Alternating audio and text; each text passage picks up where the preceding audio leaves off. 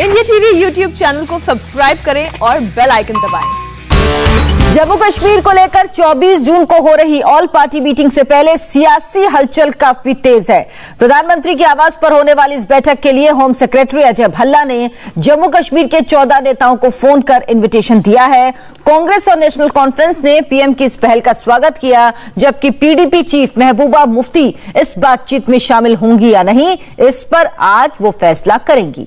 महबूबा मुफ्ती ने आज PDP parliamentary affairs committee की बैठक बुलाई, जिसमें बातचीत में शामिल होने पर फैसला लिया जाएगा। आर्टिकल 370 खत्म होने के बाद यह पहला मौका है जब दिल्ली में जम्मू कश्मीर की सभी पार्टियों के नेताओं को बातचीत की टेबल पर आने का न्योता भेजा गया है। और आपको बताते हैं कि पीएम आवास पर 24 जून को होने वाली सर्वदलीय मीटिंग में जम्मू कश्मीर के किन किन नेताओं को बुलाया गया। जिन नेताओं को बुलाया गया उनमें 4 पूर्व मुख्यमंत्री फारूक अब्दुल्ला, उनके बेटे उमर अब्दुल्ला, कांग्रेस के वरिष्ठ नेता गुलाम नबी आजाद और पीडीपी नेता महबूबा मुफ्ती शामिल हैं। जम्मू कश्मीर से पूर्व उप मुख्यमंत्री और कांग्रेस नेता ताराचंद, पीपल्स कॉन्फ्रेंस लीडर मुजफ्फर हुसैन बेग और बीजेपी नेता निर्मल सिंह कविंद्र गुप्ता को भी बुलाया गया। इसके अलावा मोहम्मद यूसुफ तारागामी, जम्मू कश्मीर अपनी पार्टी के चीफ अल्ताफ बुखारी, पीपल्स कॉन्फ्रेंस के सज्जाद लोन, पैंथर्स पार्टी के नेता भीम सिंह को भी बैठक में बुलाया गया है।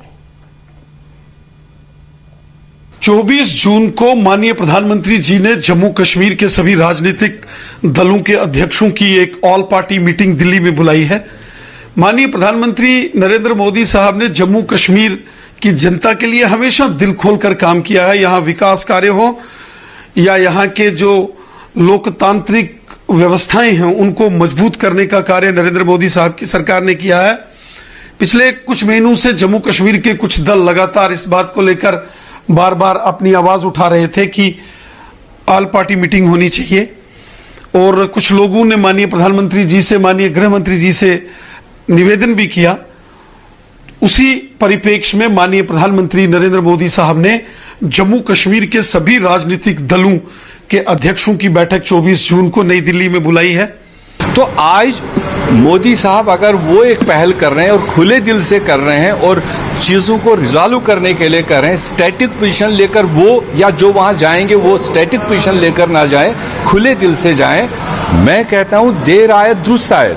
अब अगर 2 साल बाद ही उनको ये समझ आया कि इस खित्ते में अमन चैन लाना ज़रूरी है, लोगों को खुशहाल रखना ज़रूरी है, ये देश के लोग हैं, ये हिंदुस्तान के लोग हैं, ये हिंदुस्तान की सरजमीन है, ये किसी भी हिंदुस्तान की सरकार की मैं हमेशा कहता हूँ कि नेशनल लीडर के तौर पर प्रधानमंत्री को देखना चाहिए। जब ये मेरी सरजमीन है, मेरे लोग हैं, मेरे मुल्क के अंदर कोई हिस्सा नाराज़ हो, उसको जानने की कोशिश करनी चाहिए। पार्टी की जो पॉलिटिकल अफेयर्स कमेटी है, पीएसी है, उसका एक इजलास तलब किया गया है जिसको महबूबा मुफ्ती साहिबा चेयर करेंगी और इस सूरत हाल का जायजा लिया जाएगा और डिस्कशन होगा इसी हवाले से कि ये जो प्रपोज्ड मीटिंग दिल्ली में होने जा रही है, और एक फैसला लिया जाएगा कि पीपल्स डेमोक्रेटिक पार्टी का इस बारे में क्या रवैया होगा, आगे का जो लाहेअमल होगा उस पे गुफ्तगू होगी और डिसीजन लिए जाएंगे।